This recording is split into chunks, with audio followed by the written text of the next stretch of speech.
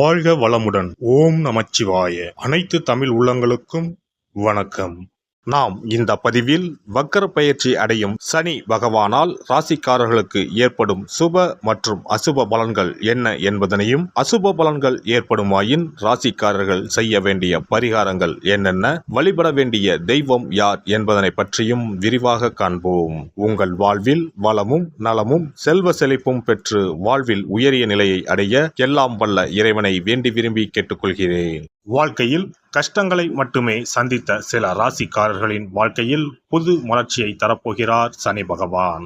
இந்த பெயர்ச்சியின் போது சில ராசிக்காரர்களை வாழ்க்கையின் உச்சத்திற்கு கொண்டு செல்ல போகிறார். ஒருவர் செய்த கர்ம வினைகளுக்கு ஏற்ப பலாபலன்களை கொடுப்பவர் சனி பகவான். சனி பகவான் மனது வைத்தால் போதும், குப்பையில் இருப்பவர்கள் கூட கோபுரத்திற்கு செல்வார்கள். மன்னராக இருப்பவர்கள் கூட முடி துறந்து நாடு இழந்து நலன் போல அலைய வேண்டியதுதான். சிவனாக இருந்தாலும் யமனாக இருந்தாலும் சனியின் தண்டனையில் இருந்து தப்ப முடியாது. எல்லோருக்கும் ஒரே தீர்ப்புதான். அரசனை ஆண்டியாகவும் ஆண்டியை அரசனாகவும் மாற்றுவார். சனி பகவான் எல்லோருக்கும் கெடுதல் செய்ய மாட்டார். அவரவர் கர்ம வினைகளுக்கு ஏற்ப பலன்களை கொடுப்பவர். சனி பெயர்ச்சியால் யாருக்கெல்லாம் பாதிப்பாக இருந்ததோ அவர்களுக்கு சில நன்மைகள் நடைபெறப் போகிறது. சனி பெயர்ச்சியால் யாருக்கெல்லாம் சாதகமாக இருந்ததோ அவர்களுக்கு சில பாதிப்புகள் உண்டாகலாம்.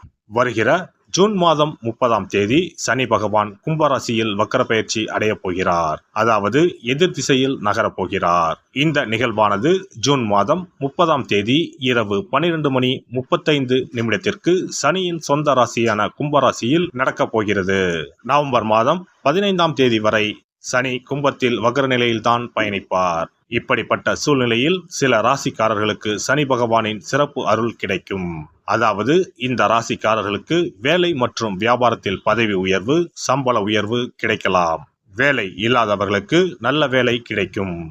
சனி பகவான் தற்பொழுது கும்பராசியில் உள்ள கடைசி நட்சத்திரமான புரட்டாதி நட்சத்திரத்தில் சஞ்சரிக்கிறார். அதன் பின்னர் நவம்பர் 15ஆம் தேதி மீண்டும் நேராக பயணிக்க உள்ளார்.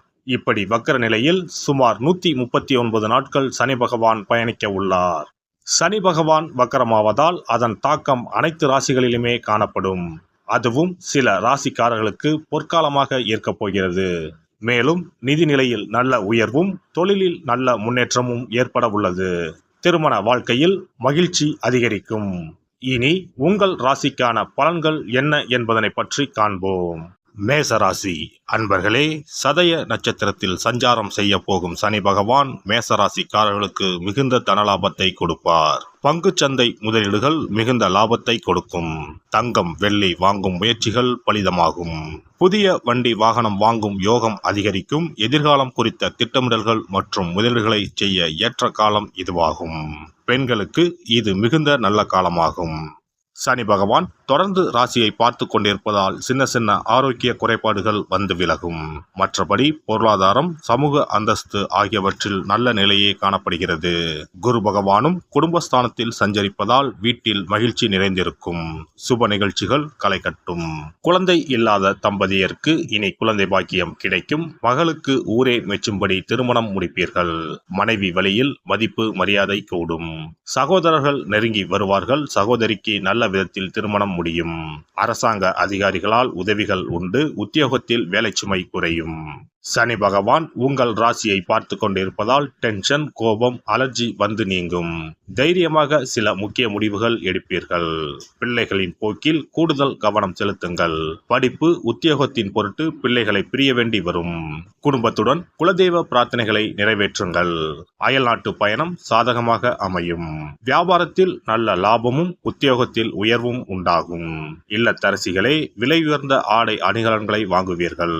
அலுவலகம் செல்லும் பெண்களுக்கு தேங்கி கிடந்த பணிகளை உற்சாகத்துடன் செய்து முடிப்பீர்கள். சம்பளம் உயரும். கன்னி பெண்களுக்கு நீண்ட நாள் கனவுகள் நனவாகும். உங்கள் தகுதிக்கு ஏற்ப நல்ல வேலை கிடைக்கும். பெற்றோரின் ஆசைகளை பூர்த்தி செய்வீர்கள். வியாபாரிகளுக்கு தேங்கி கிடந்த சரக்குகளை சாமர்த்தியமாக விற்று தீர்ப்பீர்கள். பணியாளர்களை அரவணைத்து வேலை வாங்குங்கள். வாடிக்கையாளர்களின் தேவை அறிந்து செயல்படுவதால் லாபம் அதிகரிக்கும். வெளிநாட்டு தொடர்புடைய நிறுவனங்களுடன் புது ஒப்பந்தங்கள் செய்வதன் மூலம் உங்கள் நிறுவனத்தின் புகழ் கூடும். கூட்டு தொழிலில் பங்குதாரர்கள் உங்கள் கோரிக்கையை ஏற்ப பணிபுரிவோருக்கு உங்களின் நிர்வாக திறமை கூடும். புது வாய்ப்புகள், பொறுப்புகள் தேடி வரும். மூத்த அதிகாரிகள் உங்கள் ஆலோசனைக்கு முக்கியத்துவம் அளிப்பார்கள். சம்பளம் உயரும். மறுக்கப்பட்ட உரிமைகள் கிடைக்கும். கணினி துறையில் பணிபுரிவோருக்கு பணி செய்யும் நிறுவனத்திலிருந்து விலகி சம்பளம், சலுகைகள் அதிகமுள்ள வேலைக்கு மாறுவீர்கள். இந்த வக்கிர பெயர்ச்சி திக்கி திணறி தவித்துக் கொண்டிருந்த உங்கள் வாழ்வில் திடீர் திருப்பத்தையும் புதிய அத்தியாயத்தையும் தொடங்கி வைப்பதாக அமையும். மேசராசிக்காரர்களே, ஒருமுறை திருப்பதி சென்று ஏழுமலையானை வழிபட்டு வாருங்கள். ஒருமுறை திருவண்ணாமலை சென்று இரவு தங்கியிருந்து மறுநாள் சுவாமி தரிசனம் செய்து வாருங்கள். நற்பலன்கள் மிகுதியாக இருக்கும். சிறப்பு பரிகாரம். நவ கிரகங்களில் சனி பகவான் நீதி தவறாதவர். அவரவர் கர்ம வினைகளுக்கு உரிய பலனை தவறாமல் வழங்குபவர். பொதுவாக சனி பெயர்ச்சி என்றாலே எல்லோரும் பயப்படுவார்கள். அப்படி பயப்பட வேண்டிய அவசியமே இல்லை. சனி பகவானால் பாதிப்புகள் ஏற்படும் பட்சத்தில் பாதிப்பில் இருந்து விடுபட பல எளிய பரிகாரங்கள் உள்ளன. ஒரு கைப்பிடி பச்சரிசியை எடுத்துக்கொண்டு அதை நன்றாக பொடி செய்து கொள்ள வேண்டும். பிறகு சூரியனை வழிபட வேண்டும். சூரியனை வழிபட்ட பிறகு குளக்கரையிலோ மரத்தின் அடியிலோ உள்ள விநாயகரை 3 முறை வலம் வந்து வழிபட்டு விட்டு பொடி செய்த பச்சரிசி மாவை தரையில் போட வேண்டும். அப்படி போடும் மாவை எறும்புகள் எடுத்துச் செல்லும். குறிப்பாக பன்னி மரத்தின் அடியில் இருக்கும் விநாயகரை வலம் வருவது மிகவும் விசேஷம். இந்த பரிகாரத்தை எப்போதுமே தொடர்ந்து செய்வது மிகவும் நல்லது. ஒருவருக்கு சனி தசை வந்துவிட்டால் அவருக்கு சந்தேக புத்தி வந்துவிடுகிறது. யார் சொல்வதையும் ஏற்றுக்கொள்ள மாட்டார்கள். குறிப்பாக அஷ்டமத்து சனி மிகவும் கஷ்டப்படுத்திவிடும். 7.5 சனியின் பாதிப்பை விடவும் அஷ்டமத்து சனி மிக அதிக பாதிப்பை ஏற்படுத்தும். அஷ்டம சனி நடப்பவர்கள் சனியினால் ஏற்படக்கூடிய பாதிப்புகளில் இருந்து விடுபட பின்கூறும் நியதிகளை கடைபிடித்தால் பாதிப்புகளின் தாக்கத்தில் இருந்து விடுபடலாம். சனி தசை நடக்கும்போது எந்த செயல் செய்தாலும் தாமதமாகும். அதற்காக கோபப்படக்கூடாது. பொறுமையாக இருக்க பழகிக்கொள்ள வேண்டும். தினமும் காகத்துக்கு எள் கலந்த சாதம் வைக்கவும். பிரதோஷ பூஜைகளில் பங்கேற்பது நல்லது. சனிக்கிழமை தோறும் சனி பகவானுக்கு இரும்பு அகல் விளக்கில் நல்லெண்ணெயில் தீபம் ஏற்றி வழிபடவும். கருங்குவளை மலர்களால் சனி பகவானுக்கு அர்ச்சனை செய்து வரலாம். வன்னி மர இலைகளை மாலைகளாக தொடுத்து சிவபெருமானுக்கு சனிக்கிழமை தோறும் சாற்றி வணங்கி வழிபடவும். சனிக்கிழமை அன்று அசைவ உணவு கண்டிப்பாக சாப்பிடக்கூடாது. சனிக்கிழமை தோறும் நல்லெண்ணெய் குளியல் செய்தால் கெடுதல் குறையும். விநாயகர் வழிபாடு செய்யலாம்.